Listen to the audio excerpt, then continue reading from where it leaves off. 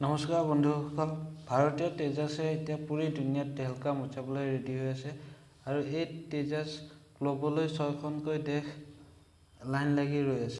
এই দেশ কেইখন হ'ল Malaysia, America, Australia, Indonesia, Philippines আৰু আৰ্জেণ্টিনা। এইকেইখন দেশে ভাৰতৰ তেজাছ ল'বলৈ ৰেডি হৈ আছে।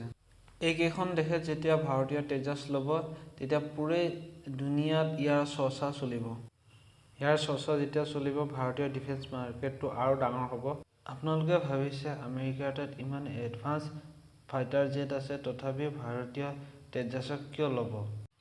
আৰে ভাই, মই কৈ দিওঁ, চব বস্তু হৈছে চব কাম কৰিব নোৱাৰে। যেনে ট্ৰাকে যিটো কাম কৰিব সেইটো বলেৰো পিকআপে কৰিব নোৱাৰে। বলেৰো পিকআপে যিটো কাম কৰিব সেইটো টেম্পোৱে কৰিব নোৱাৰে।